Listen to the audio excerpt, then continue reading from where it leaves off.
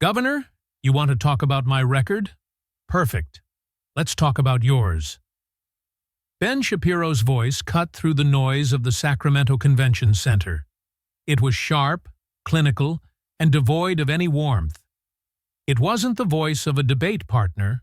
It was the voice of a prosecutor delivering a closing argument. $33 billion in unemployment fraud. $24 billion spent making homelessness worse. Your chief of staff federally indicted. Your wife's nonprofit taking millions from companies you regulate. So, yeah, let's talk records. Silence. It was the kind of silence that physically hurts. The kind that sucks the oxygen out of a room and leaves everyone holding their breath, terrified to exhale. It was November 19th, 2025, 7 p.m. The room was packed. 417 people were squeezed into a space rated for 300, creating a stifling, humid atmosphere that smelled of nervous sweat and expensive cologne. The air conditioning was struggling to keep up with the heat generated by the massive lighting rigs set up by the networks. Every major outlet was there. CNN had a full crew in the front row. Fox News had their primetime team set up on the riser. MSNBC, the LA Times, Politico, they were all there, lenses focused, red recording lights blinking in the dim light. This was supposed to be a friendly town hall. That was how it had been billed. A conversation about California's future. A civilized debate between two ideological opposites designed to boost Gavin Newsom's national profile as he pivoted toward a 2028 presidential run. It was supposed to be safe. It was supposed to be political theater, where both sides got their clips for social media and went home happy. It became a public execution. Gavin Newsom had walked onto the stage 5 minutes earlier like he owned the building. He looked every inch the future president.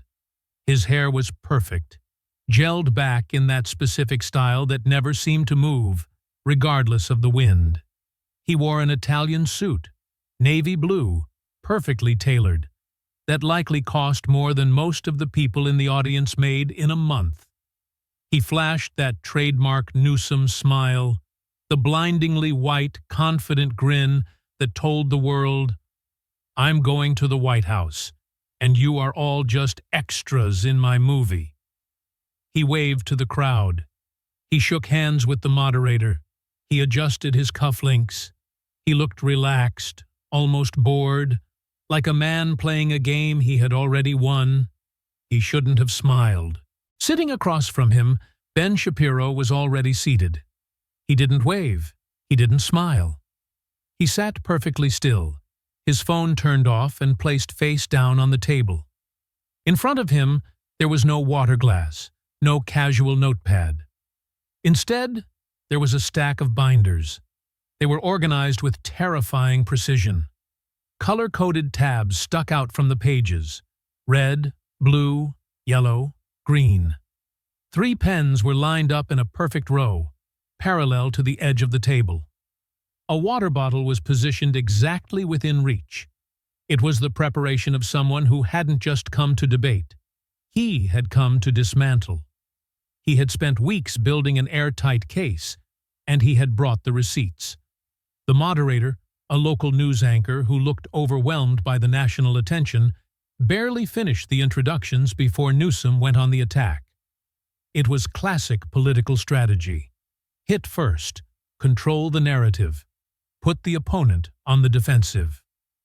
"Ben, I appreciate you being here," Newsom started, his voice smooth, practicing that polished condescension he had mastered over decades.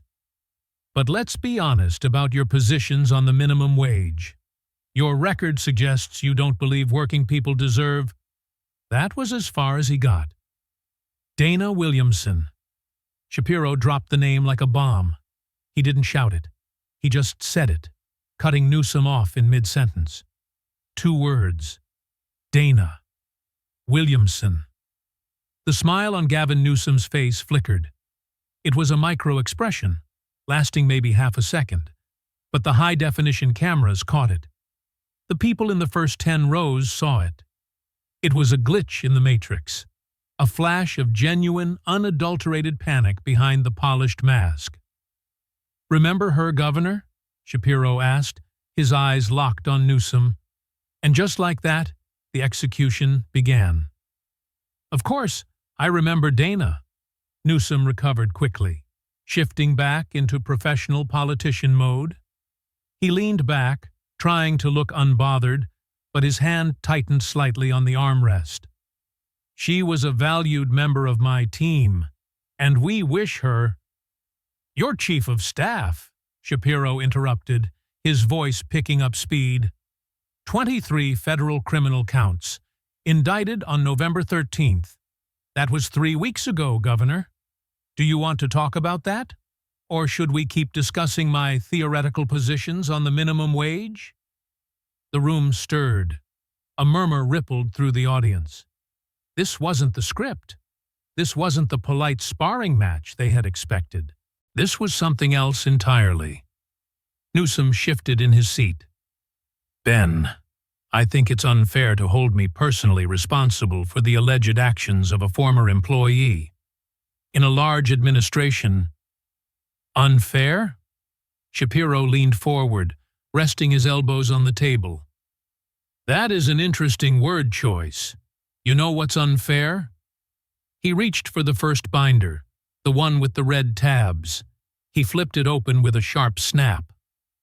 "Let me tell you exactly what your chief of staff did while working for you," Shapiro said, "while sitting 20 feet from your office, for 3 years. He didn't wait for permission. He didn't ask the moderator if he could proceed. He just launched. $225,000 stolen from campaign accounts," Shapiro read from the document, his voice crisp and clear. "Not borrowed, stolen. $1.7 million in fraudulent tax deductions. Let me break that down for everyone listening, so we understand exactly what kind of operation you were running in Sacramento." Shapiro looked up, making eye contact with the camera, then back to the document. "She expensed a $15,000 Chanel handbag as a business expense," Shapiro said. "She chartered private jets for personal vacations, multiple flights, business expense.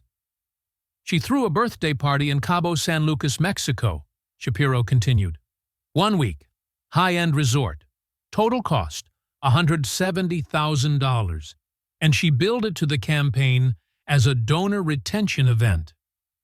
"All while collecting a government salary," Shapiro said, his voice rising slightly. "All while sitting 20 feet from your desk, Governor. All while supposedly serving the people of California." Someone in the audience gasped. It was audible.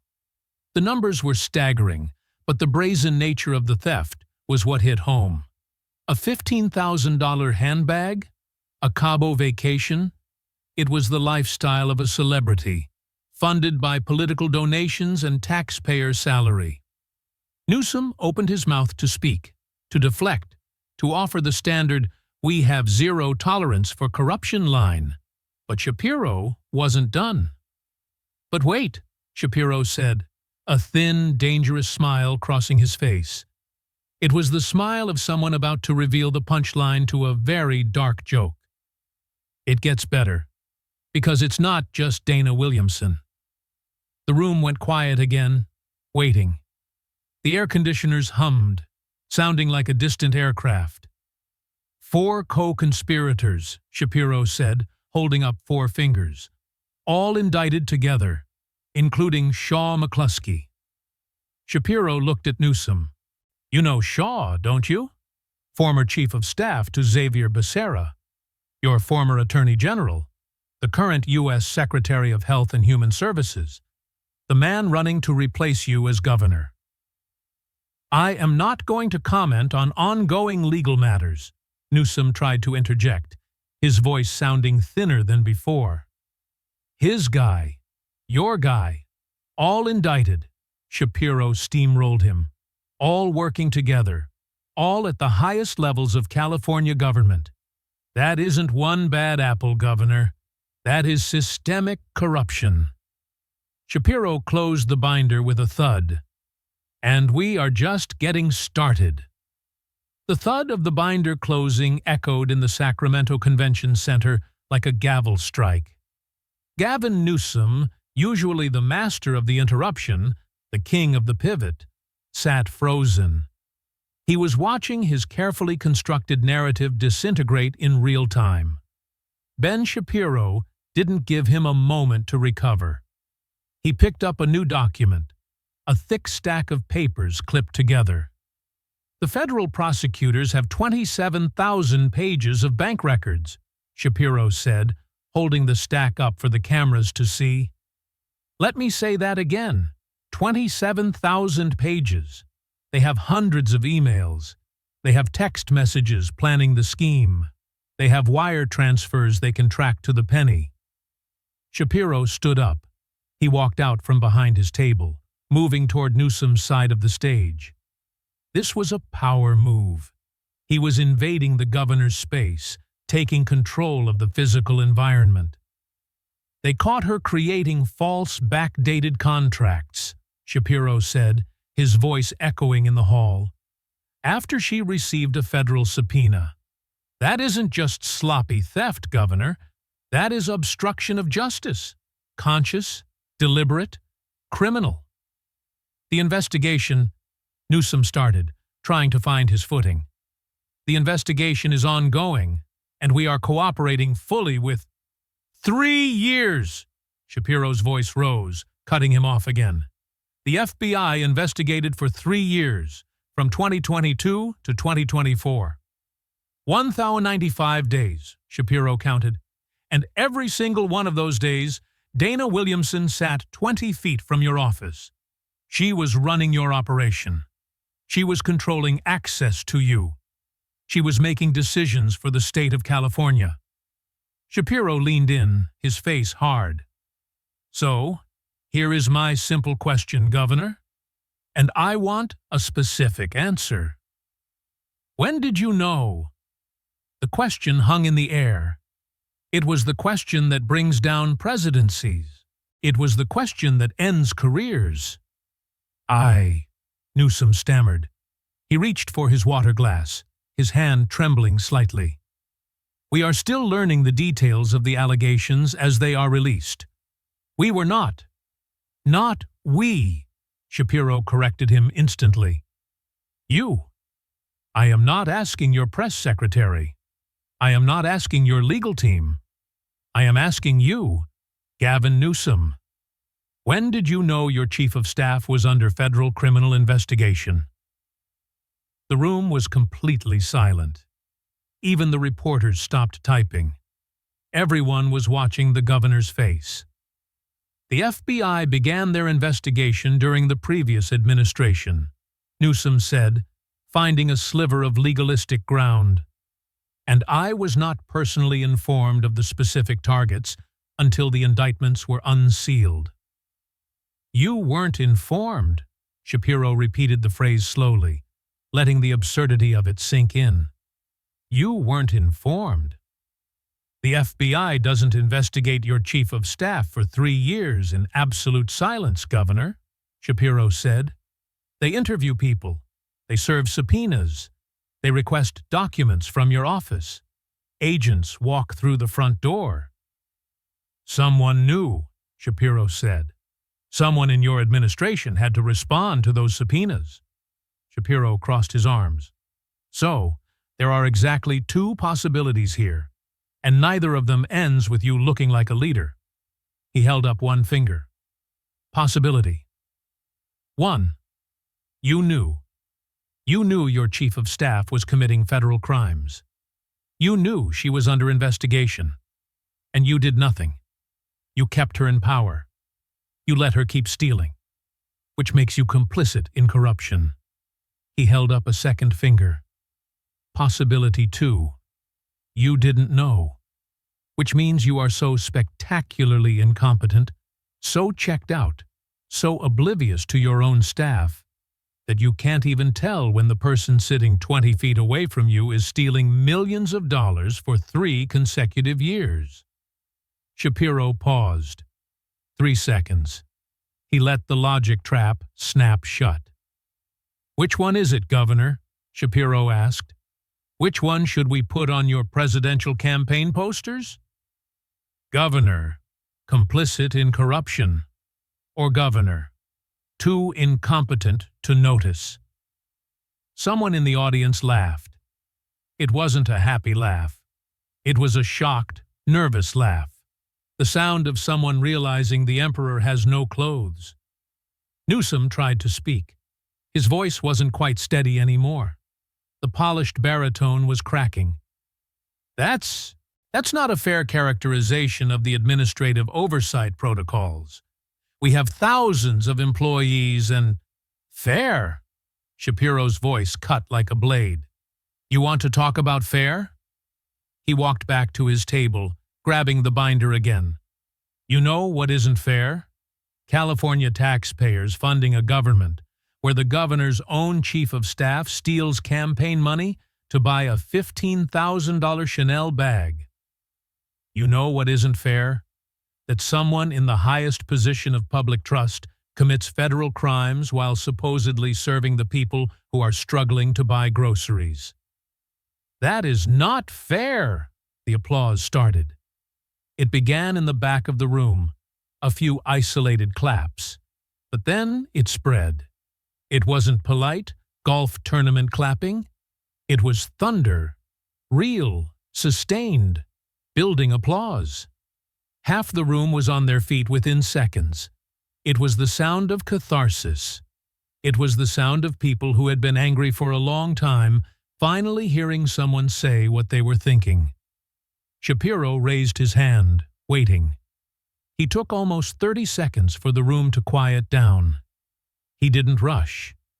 He let Newsom sit in the noise. He let the governor feel the heat of the room turning against him. Let me summarize for the folks at home, Shapiro said, looking into the camera. For the millions of Californians watching this. The woman you called big-hearted is now facing federal prison. Potentially decades. The woman you said had tremendous insight is now sitting in federal court facing 23 felony counts. The woman you trusted with California's most sensitive government decisions has been criminally indicted for fraud. He looked directly at Newsom. And you want Californians to trust you? Shapiro asked. You want them to trust you to manage this state? To maybe run this country someday? Pause. 2 seconds. Governor, Shapiro said softly. You can't even manage the person sitting right outside your door. The room exploded again, louder this time. People weren't just clapping. They were shouting agreement. The veneer of the friendly town hall was gone. This was a reckoning. We'll take a brief break, Shapiro said over the noise, checking his watch as if he were running the event. 5 minutes. Governor, you look like you need some water. Actually, drink it this time. Maybe something stronger if they've got it.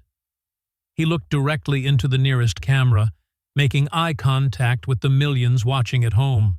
And trust me when I say this, Shapiro said, we are just getting started.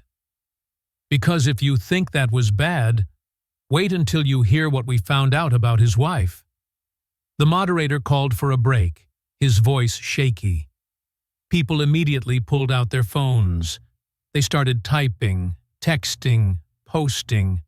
The social media machine was already feeding. Chief of Staff Gate was trending within 90 seconds. Newsom stood on shaky legs. His staffers rushed onto the stage, forming a protective circle around him.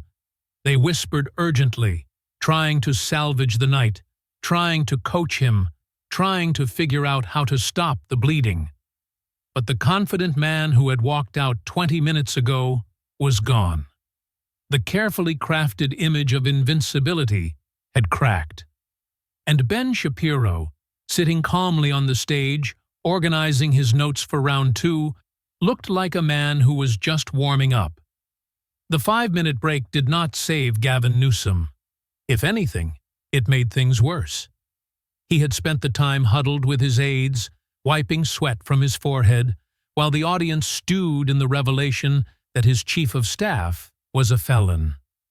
When the lights came back up, the air in the room was heavy, charged with a specific kind of hostility usually reserved for courtrooms during sentencing. Newsom tried to reset. He adjusted his tie. He forced a smile that looked more like a grimace. But Ben Shapiro was already leaning into the microphone, his voice casual, almost friendly, a tone that was far more dangerous than his shouting. "The governor might say," Shapiro began, "that isn't my fault. That is my employee. I can't control what she did. And you know what? That is actually a fair point. Sort of. If we are being extraordinarily generous." Shapiro paused. He let that generosity hang there for exactly 2 seconds before snatching it away. "So, let's talk about someone you definitely, absolutely, 100% know. Someone whose financial activities you cannot possibly claim ignorance about." The room tensed. Your wife, Jennifer Siebel Newsom. You could feel the oxygen get sucked out of the room. Attacking staff is one thing. Family is different. It's personal. It's nuclear. "Now, hold on." Shapiro raised a hand, reading the room perfectly. "Before anyone gets upset, let me be crystal clear. This is not about Mrs. Newsom as a person. I am sure she is lovely. She is a talented filmmaker. She is a passionate advocate for gender equality. I am not questioning any of that. What we are discussing," Shapiro said, tapping the blue binder, "is money. Specifically, the Representation Project, her nonprofit, its donors, its business relationships, and the money that flows from it into your bank account." He pulled out a tax return document. From 2011 to 2018, Shapiro read, 7 years. Your wife drew $2.3 million in salary from this nonprofit. A man in the middle of the room whistled low and long. That is an average of $328,000 per year, Shapiro noted. Not bad for nonprofit work. Currently, she makes approximately $300,000 annually. Half comes from the nonprofit as direct salary. The other half?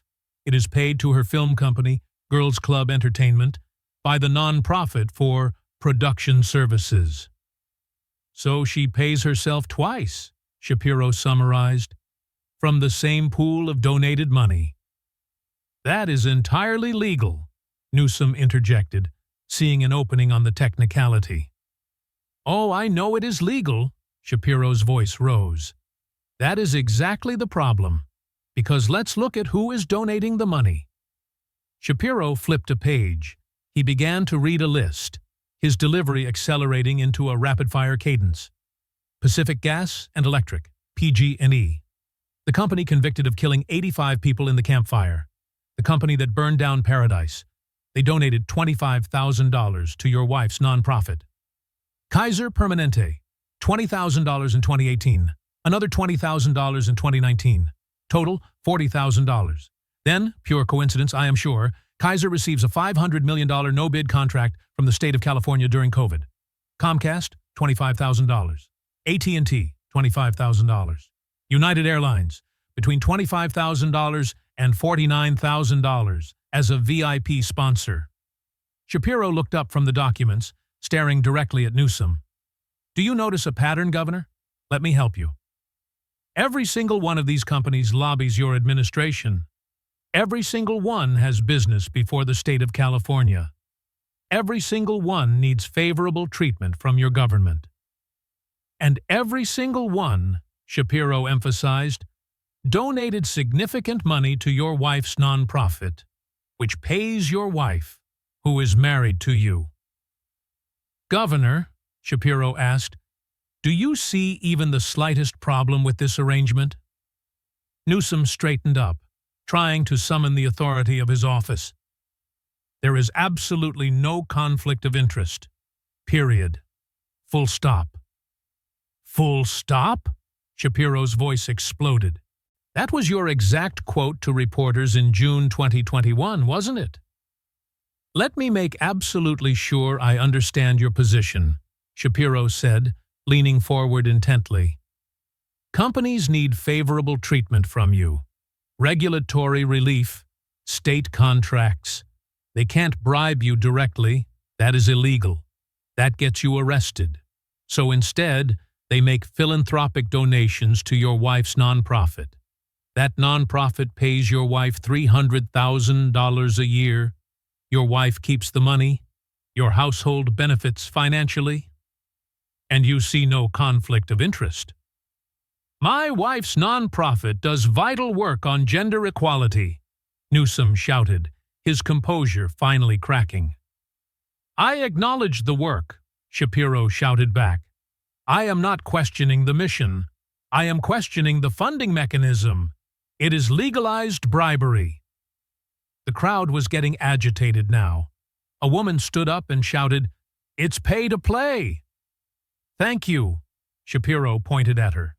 Yes, it is pay to play. It is corruption with a website. And here is the kicker, Shapiro said, pulling out one last chart in the blue section. Donations to the nonprofit increased 29.4% the year you announced your run for governor. Almost 30%. The exact year you are campaigning to control the state budget, suddenly corporations become very interested in gender equality through your wife's specific charity. That is not philanthropy, Governor, Shapiro said coldly. That is an investment. And they got a hell of a return. Newsom looked defeated. The wife defense had failed. The audience wasn't buying the mission excuse. They were looking at the money flow. Shapiro sat back in his chair. He took a sip of water. He let the room settle for a moment. When he spoke again, his voice was deceptively calm. Now, Shapiro said, I could stop there. We could end on the corruption. But we aren't done. Because corruption is bad. But hypocrisy? Hypocrisy is what makes people hate politicians. Let's talk about the French Laundry. Newsom flinched. It was the two words he feared most. November 7th, 2020. Shapiro recited the date like a tombstone engraving. You remember that night, don't you? Newsom said nothing. He stared at the table. Let me refresh your memory, Shapiro continued. The French Laundry, Thomas Keller's restaurant in Napa, 3 Michelin stars, one of the most expensive restaurants in America. You were there for a birthday party. Lobbyist Jason Kinney's birthday. 12 people, 3 separate households, indoors, in a private room called the Napa Room, no masks. Cost per person, $450 minimum, not including wine, not including tax, not including tip. $450, Shapiro repeated, just for the food. Now, Shapiro said, his voice dropping, let me tell you what Californians were doing that same night. Do you want to know, Governor? They were isolated. They were alone. They were terrified. They were following your orders, your mandates, the executive orders you signed with your own name. Shapiro stood up again, but this time he didn't walk toward Newsom. He turned to the audience. I want to introduce you to someone. He pointed to the third row. Sarah Mitchell. Sarah, will you stand up? A woman in her mid-50s stood up. She looked nervous, clutching a handbag. Her face was already wet with tears. Sarah, Shapiro said gently, tell the governor what you were doing in November 2020. The room fell deadly silent. Sarah's voice shook, but the microphone picked it up. My mother was dying, she said. She was in a nursing home in Sacramento. I couldn't visit her. Your rules said I couldn't be there. She took a breath, sobbing. She died on November 12th, Sarah said, 5 days after your dinner. She died alone. She was scared. She was calling for me, and I couldn't go. The silence in the room was absolute.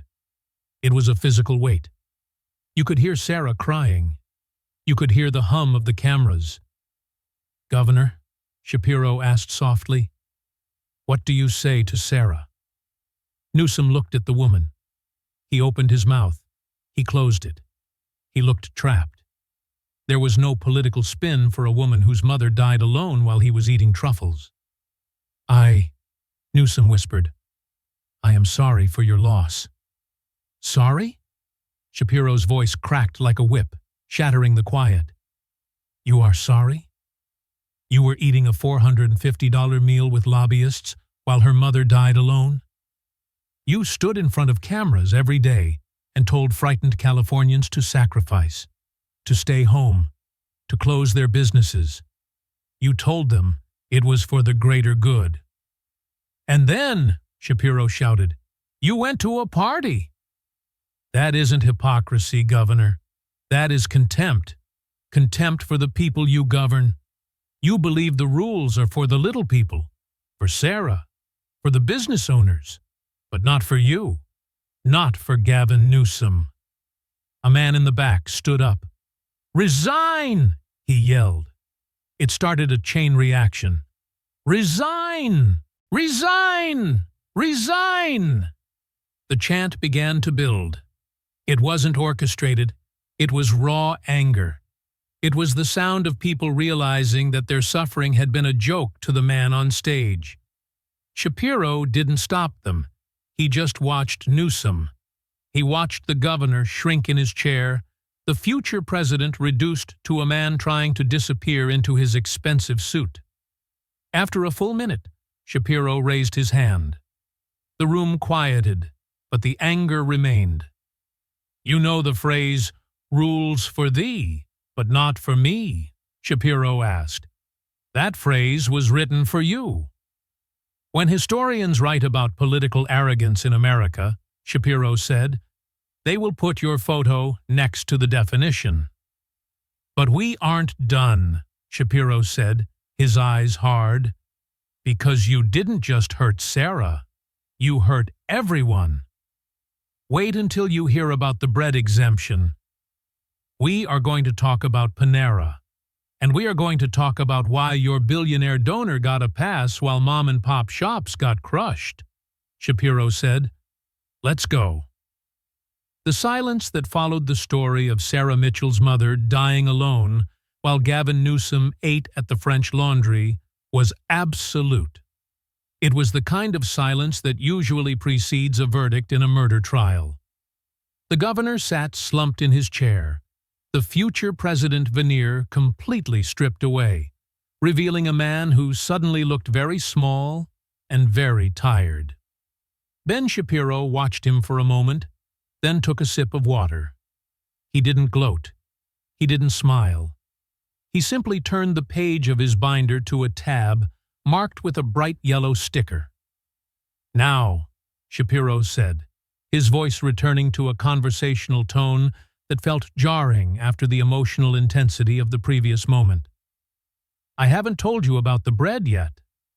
A few people in the audience laughed nervously. "The bread?" "Oh, yeah, the bread," Shapiro said, leaning forward. "This one is my absolute favorite. It isn't tragic like Sarah's story. It isn't a federal crime like your chief of staff. It is just pure, unadulterated, slapstick corruption. Do you want to hear about how your billionaire donor bought himself a special exemption in California law?" He looked at Newsom, then at the audience. "Of course you do." Shapiro picked up a legislative document. "Assembly Bill 1248, Shapiro read, "the Fast Food Accountability and Standards Recovery Act, passed and signed into law by you, Governor, in September 2023. You remember this one?" Newsom said nothing. He stared at the table, refusing to engage. "The bill mandates a $20 per hour minimum wage for fast food workers across California," Shapiro explained. "Sounds great, right? Very progressive. Help the workers. Lift up the working class. Democrats fighting for the little guy. Shapiro paused, letting the anticipation build. Except, there is a teensy, tiny little exemption written into the law. A very specific exemption, Shapiro said, reading from the text. For businesses that, and I quote, bake bread and sell it as a standalone menu item, end quote. Shapiro looked up, scanning the room with a grin. Anyone want to guess which restaurant chain that specific language was written to protect?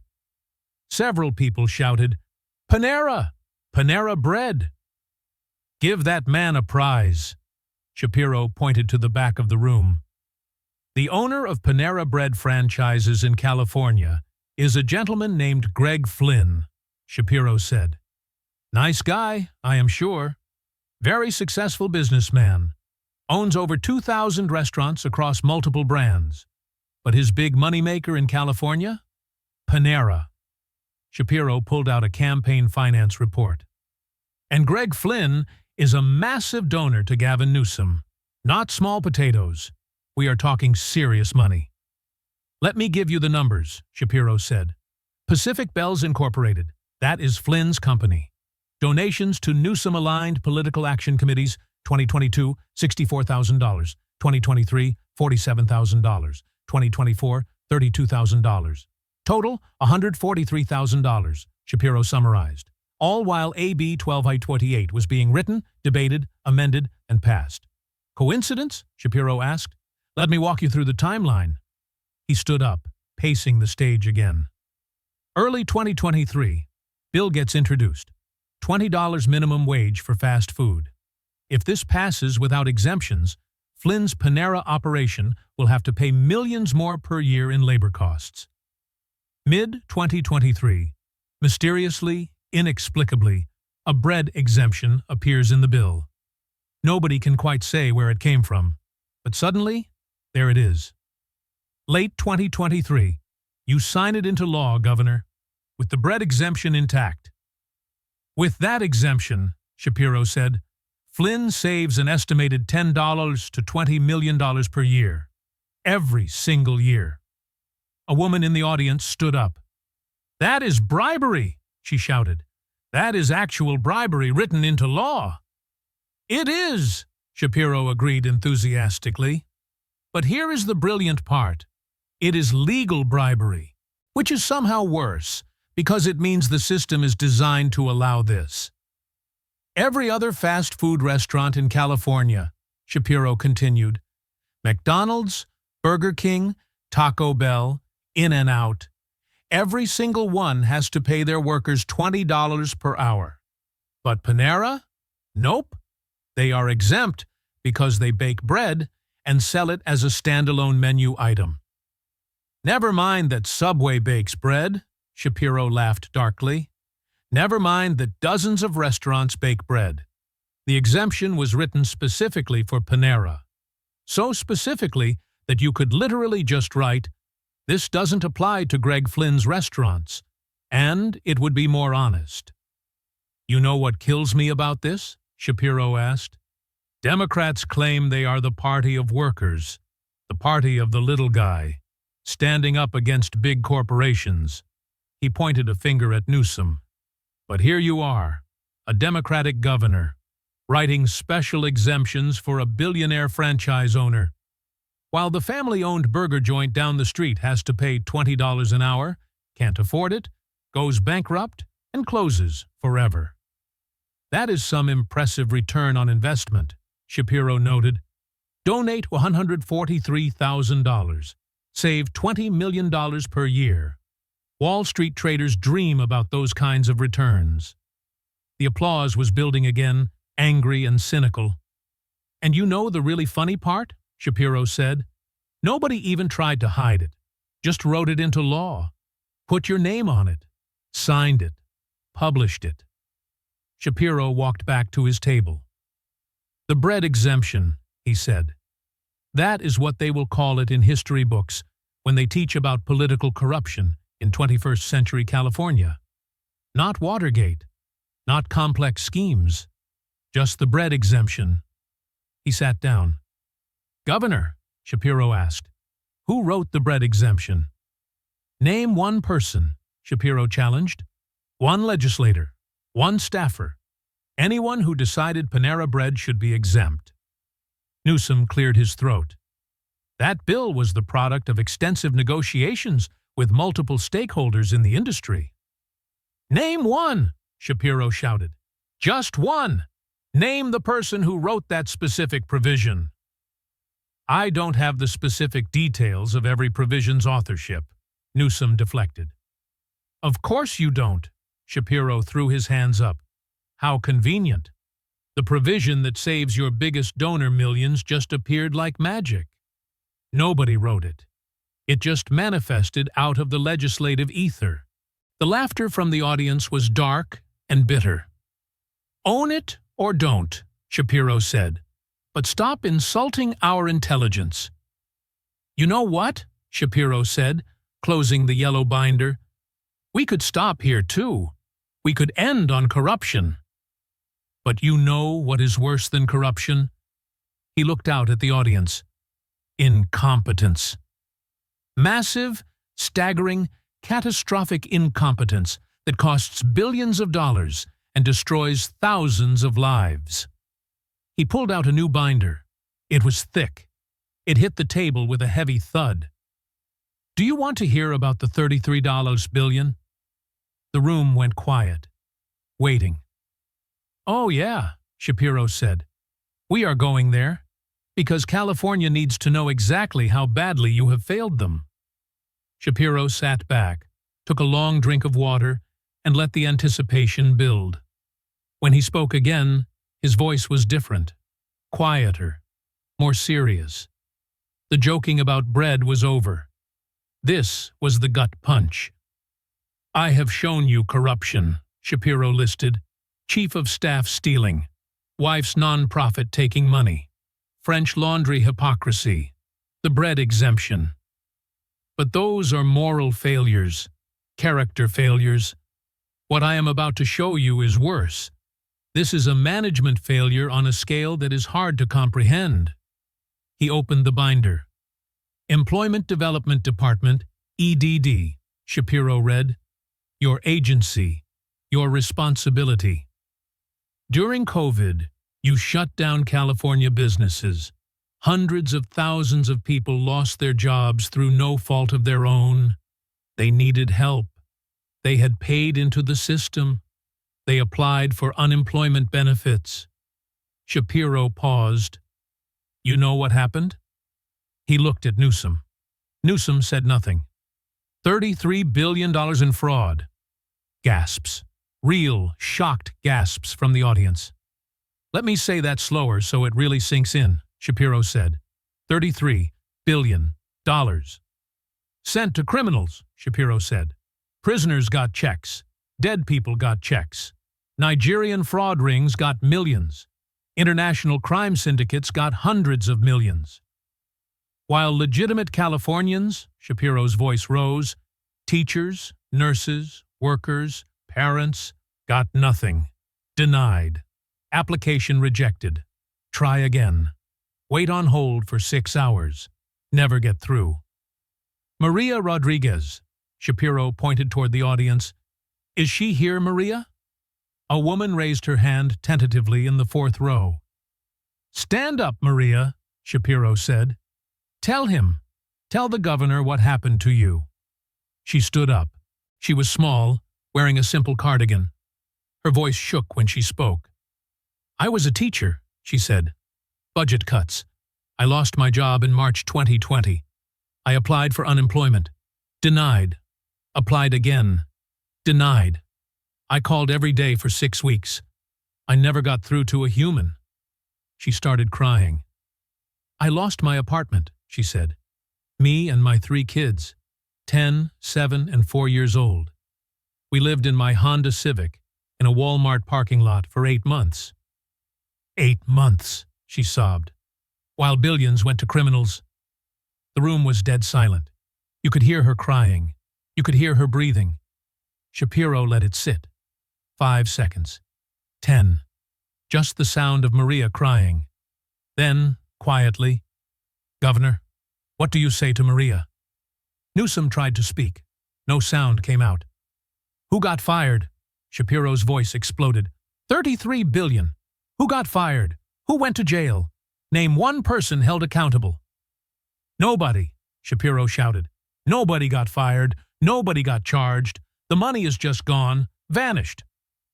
$33 billion of California taxpayer money, Shapiro said, pacing furiously. "And nobody is accountable." "You know what $33 billion could buy?" Shapiro asked. "Let me tell you. That is enough to house every homeless veteran in America. Twice.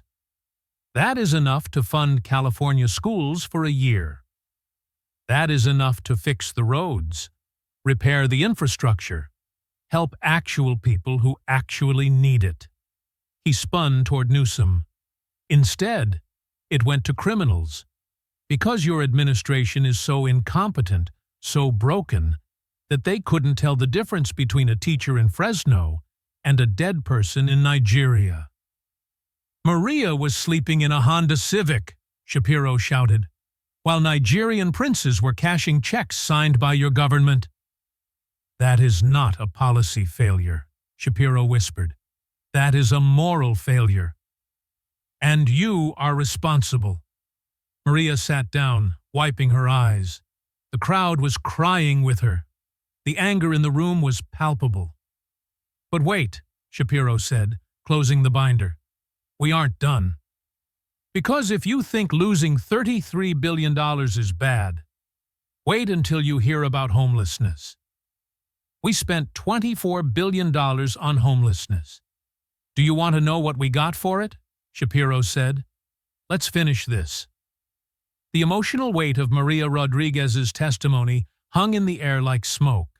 The image of a mother and 3 children sleeping in a Honda Civic, while billions of dollars flowed to fraudsters, had silenced even the most skeptical members of the audience.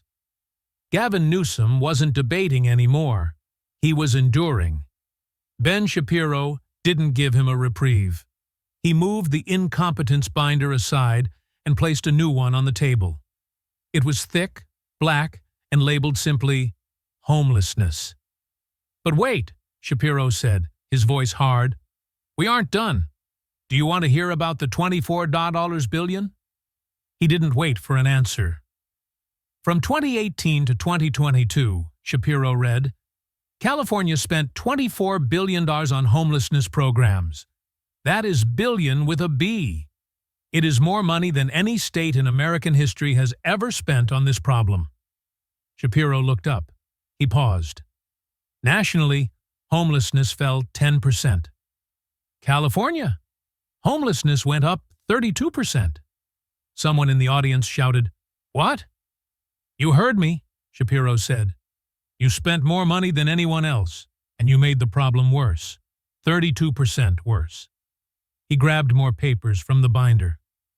"Robert Chen." Shapiro pointed to the back of the room. "Robert, stand up." A man stood up. He was thin, wearing a clean but worn jacket. He stood with a military bearing, but his eyes looked tired. "Robert is a veteran," Shapiro said. 2 tours in Afghanistan, PTSD. He came home, lost his job, lost his apartment. He ended up on the streets of San Francisco. "He was homeless for 3 years," Shapiro said. "He slept under Highway 101. He ate from trash cans." Shapiro walked over to the edge of the stage, looking directly at Robert. $24 billion spent, Shapiro said, his voice cracking with intensity. And Robert saw zero. Not a bed, not a meal, not a counselor, nothing. While politicians held press conferences congratulating themselves on their compassion, Shapiro said, turning back to Newsom, Robert was getting beaten up for his sleeping spot under an overpass. He walked right up to Newsom's chair. He was inside the governor's personal space now. "Name one success," Shapiro challenged. "Just one. One thing you have done well for California. One problem you have solved." Newsom said nothing. He stared straight ahead, his jaw tight. "Nothing," Shapiro shouted. "Because there is nothing." 10 years in California government, Shapiro listed. Mayor, lieutenant governor, governor. Corruption, worse. Crime, worse. Homelessness, worse. Businesses leaving, worse. Cost of living, worse. "Everything you touch gets worse," Shapiro said. His voice dropped to a whisper, somehow more terrifying than the shouting. "And you know why? Because you don't care. You really, truly don't care." "If you cared," Shapiro said, $33 billion wouldn't vanish. "If you cared, homelessness wouldn't increase after spending $24 billion. If you cared, you wouldn't eat at the French Laundry while families suffered." He straightened up, looking down at the governor. "You care about one thing, Gavin Newsom, your image, your brand, your presidential ambitions. And you will sacrifice California, burn it to the ground, to get what you want." The room erupted. It wasn't just applause anymore. It was shouting.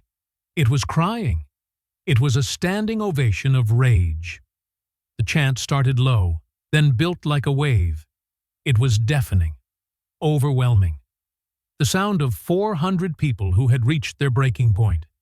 Shapiro didn't try to stop it. He just stood there, watching Newsom, watching him physically shrink, watching the last of his political dignity collapse under the weight of the room's anger. It went on for almost a full minute. The moderator looked terrified, unsure if he should call security.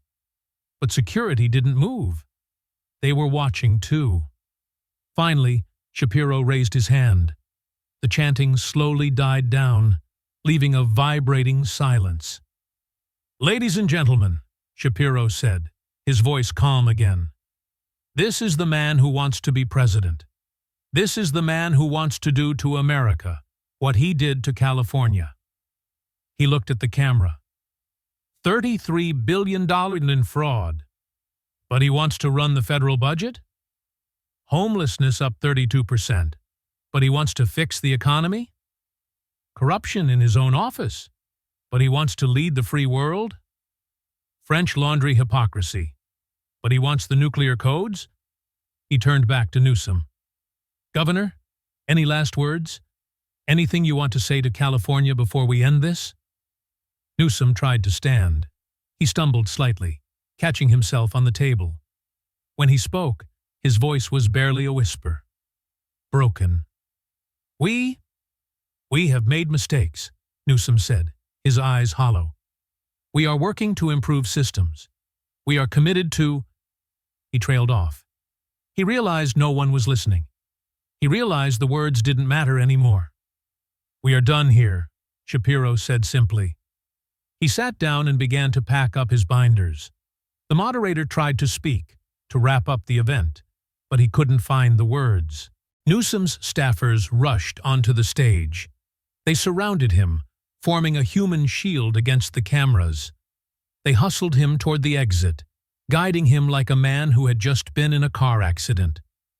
As he walked away, stumbled away, the chanting followed him.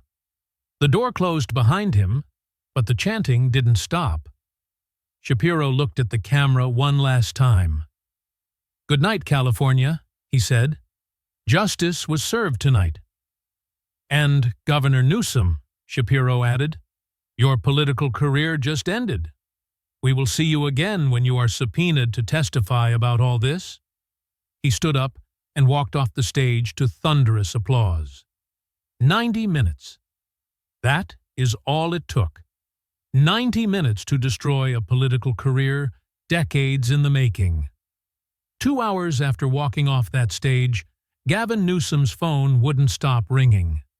There were 53 calls from Democratic Party leadership.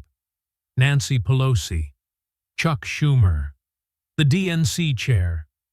He didn't answer any of them. He knew what they were going to say. By morning, the political landscape of California had turned into a crater. The California Democratic Party chair released a statement within 3 hours. It was carefully worded and politically calculated. We support transparency and accountability in government. The allegations raised tonight are serious. Translation: You are on your own, Gavin. CNN went wall-to-wall with coverage. The Chiron read, Political catastrophe in Sacramento. They played the clip of Maria Rodriguez crying over and over. Fox News couldn't quite hide their glee, but they tried to appear somber. Governor destroyed by facts, their headline read. MSNBC attempted to defend him for about 20 minutes, but even their own commentators eventually gave up. I mean, one anchor said, shrugging, what can you say? The receipts were there. It is all true. By sunset, 3 major tech donors, billionaires who had backed Newsom for a decade, publicly cut ties. They issued statements distancing themselves from the corruption.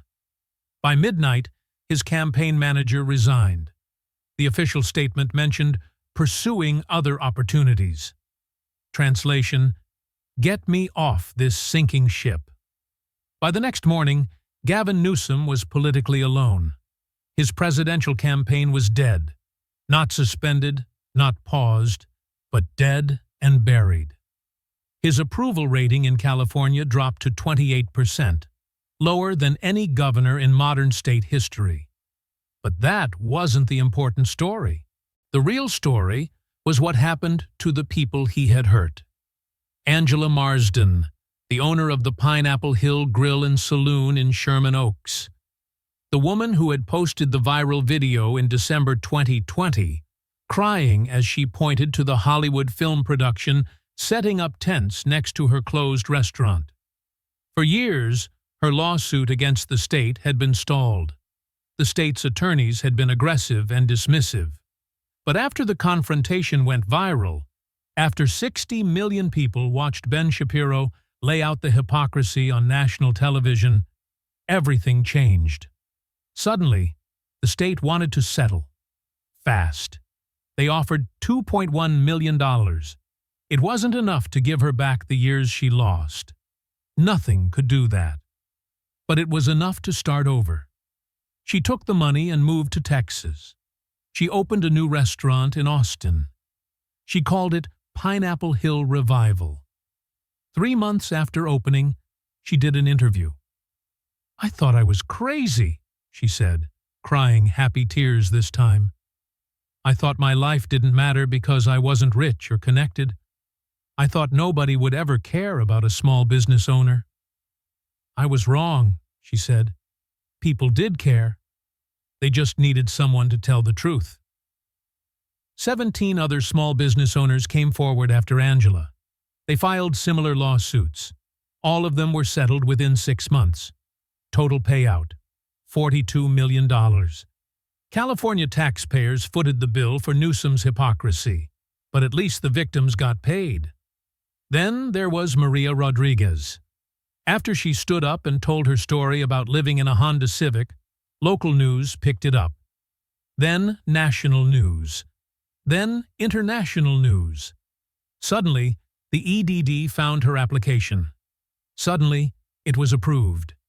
She received a check for $27,000, all back benefits, plus interest, plus a formal apology from the agency. It didn't erase 8 months of hell. It didn't erase the memory of her children crying themselves to sleep in a parking lot. But it was something.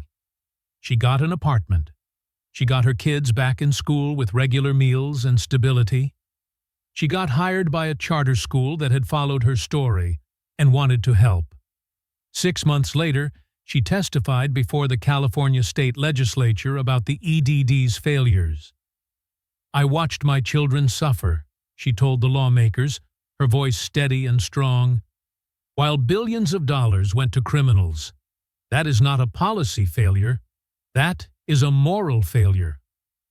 The legislature passed comprehensive EDD reform, new oversight, new accountability measures, a new director, new systems.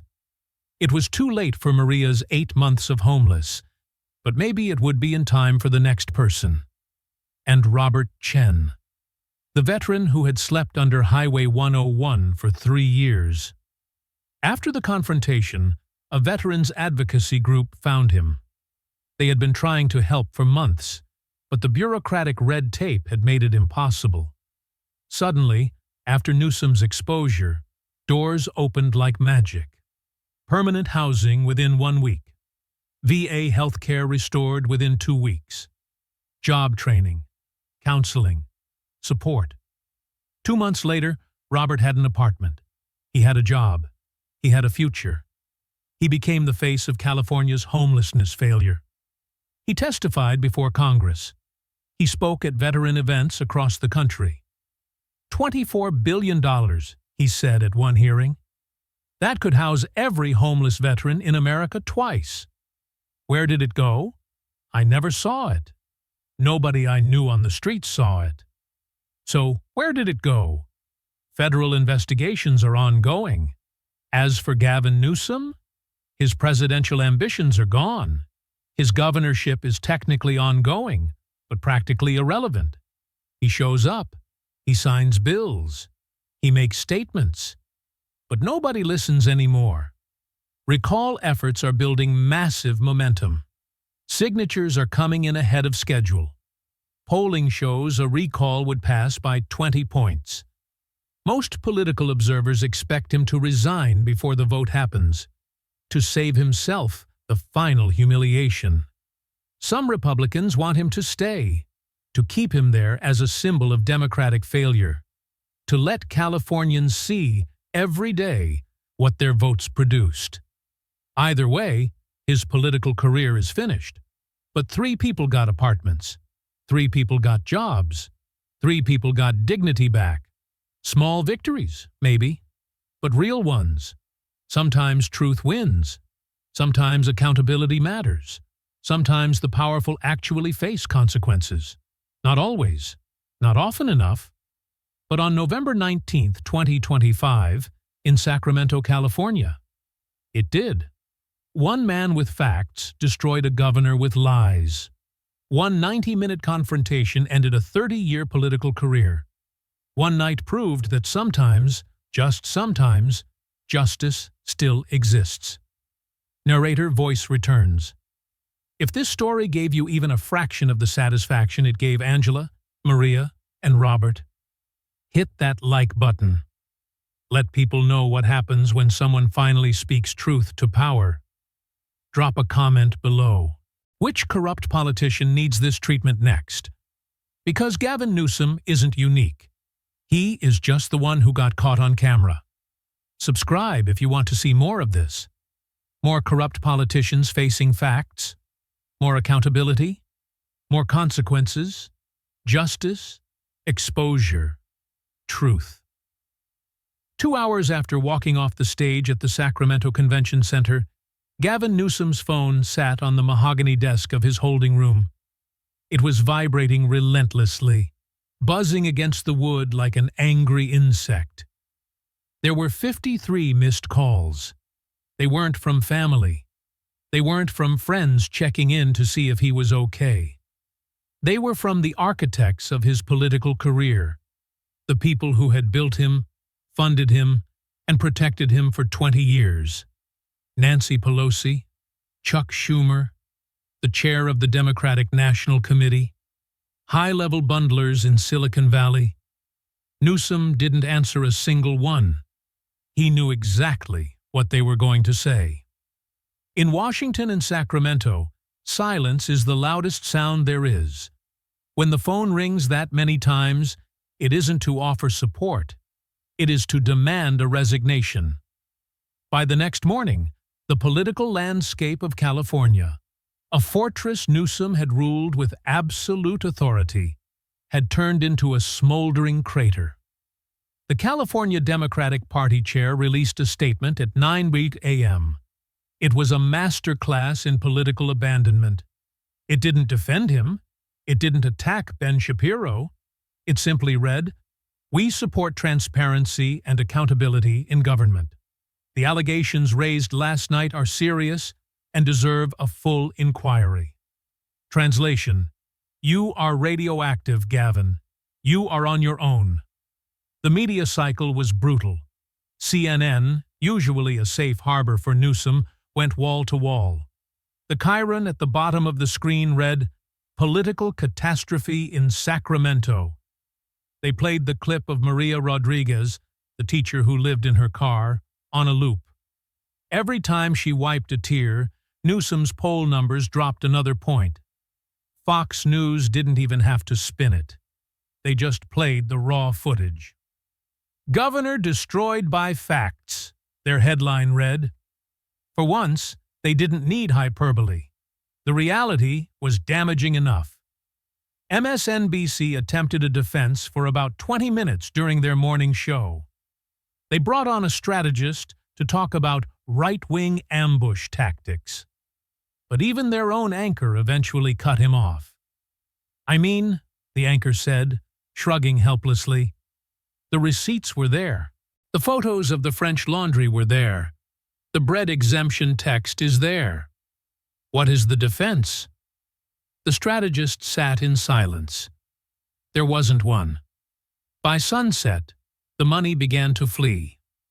3 major tech billionaires, men who had donated millions to Newsom's campaigns over the last decade, issued public statements cutting ties. One of them, a venture capitalist from Palo Alto, tweeted, "I was unaware of the extent of the corruption regarding the bread exemption and the EDD fraud.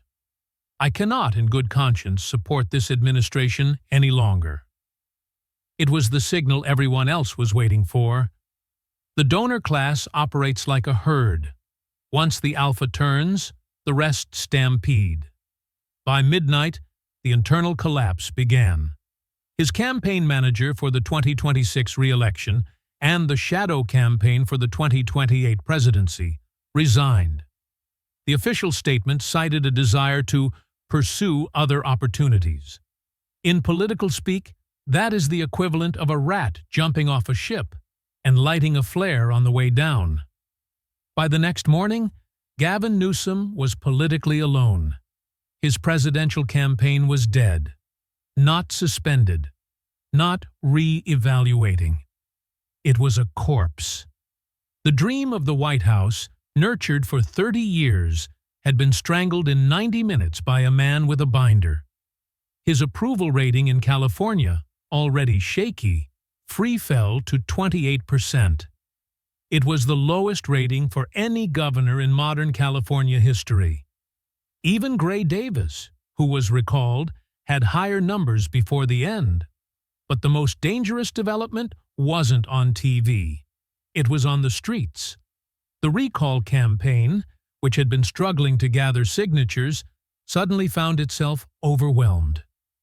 Volunteers reported lines of people waiting to sign petitions at grocery stores and post offices.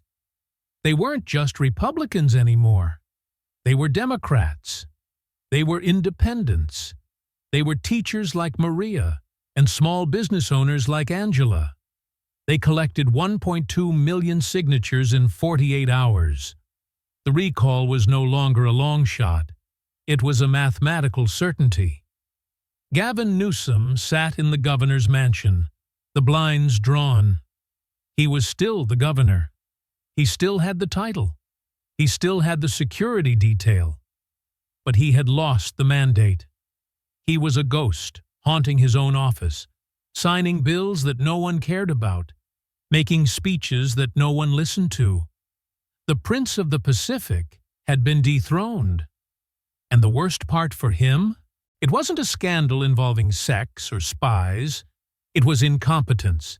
It was hypocrisy. It was the bread. While Gavin Newsom's career was ending in a whimper of unreturned phone calls, something else was happening. Something that rarely happens in American politics. The victims started winning. The real story of that night in Sacramento wasn't the destruction of a politician. It was the restoration of the people he had hurt. Angela Marsden, the owner of the Pineapple Hill Grill and Saloon, had spent years screaming into the void. Her viral video from 2020 had been a moment of anguish, but nothing had changed. Her lawsuit against the state for the arbitrary closure of her business had been stalled in legal purgatory, blocked by state attorneys who were paid to delay. But after the confrontation went viral, after 60 million people watched Ben Shapiro lay out the hypocrisy of the Hollywood exemption on national television, the dynamic shifted overnight.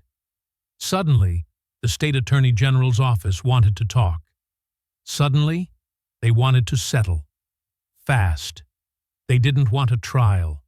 They didn't want Angela on a witness stand. It wasn't enough to give her back the years of stress. It wasn't enough to erase the memory of watching her business die while a movie crew ate catering next door. But it was enough to start over. She took the money. She left California. She moved to Austin, Texas, a place where she wouldn't be punished for trying to make a living. She opened a new restaurant. She named it Pineapple Hill Revival. 3 months after opening, she did an interview with a local paper. "I thought I was crazy," she said, tears streaming down her face. Happy tears this time. "I thought my life didn't matter because I wasn't rich. I wasn't connected. I was just a small business owner. I thought nobody cared." 17 other small business owners came forward after Angela. They filed similar lawsuits, citing the same arbitrary enforcement. All of them were settled within 6 months. The total payout from the state was $42 million. California taxpayers footed the bill for Newsom's hypocrisy, but at least the people who suffered got paid. After she stood up in that convention center and told the world about living in a Honda Civic with her 3 children while the EDD sent billions to criminals, her life changed instantly. Local news picked up the story. Then, national news. A GoFundMe was started by a viewer in Ohio, and within 24 hours, it had raised $150,000. But more importantly, the shame of the exposure forced the EDD to act. Suddenly, they found her application. Suddenly, the glitch was fixed. She received a check from the state for $27,000. All back benefits, plus interest, plus a formal written apology from the agency director. It didn't erase the 8 months of hell. It didn't erase the nights her children cried themselves to sleep in a Walmart parking lot. But it was justice. She used the money to get an apartment. She got her kids back in school. She bought them new clothes and real beds. She got hired by a charter school that had seen her testimony and wanted a teacher with her resilience. 6 months later, she returned to Sacramento, not as a victim, but as a witness. She testified before the California State Legislature about the EDD's failures. "I watched my children suffer," she told the committee, her voice steady and strong. "While billions of dollars went to fraud, that is not a policy failure. That is a moral failure." Because of her testimony, the legislature passed the EDD Accountability Act. New oversight, new fraud detection systems, mandatory audits. It was too late for her nightmare, but it would save the next family. And finally, Robert Chen, the veteran who had slept under Highway 101 for 3 years while the state spent $24 billion on homelessness. After the confrontation, a veterans advocacy group tracked him down. They had been trying to help him for months, but the bureaucratic maze had blocked them. Now, with the spotlight burning hot, the doors opened like magic. Permanent housing within 1 week. VA health care restored within 2 weeks. Job training, counseling, community. 2 months later, Robert had the keys to his own apartment. He had a job working in peer support for other veterans. He had a future. $24 billion, he said at a press conference, wearing a clean suit. That could have housed every veteran in America. I never saw a dime of it, but I see it now. So where did the money go? Federal investigations are ongoing. The subpoenas are flying. His political career is a zombie. It is walking, but it is dead. The recall election is scheduled for next year, and polling shows he will lose by 20 points. Most observers expect him to resign before the vote to save himself the final humiliation. Some Republicans want him to stay. They want to keep him in office as a living monument to failure, a daily reminder of what happens when ideology replaces competence. But the real ending of this story isn't about politics. It is about truth. On November 19, 2025, one man with a binder full of facts proved that the powerful are not invincible. He proved that a governor with perfect hair and a billion-dollar machine can still be taken down by the stories of a teacher, a restaurant owner, and a veteran. Drop a comment below. Which corrupt politician needs the Ben Shapiro treatment next? Is it Kathy Hochul? Is it J.B. Pritzker? Tell us in the comments. We are reading. We are researching. Subscribe if you want to see more. More corrupt politicians facing facts. More accountability. More justice. The truth is the only weapon we have, and we are going to use it.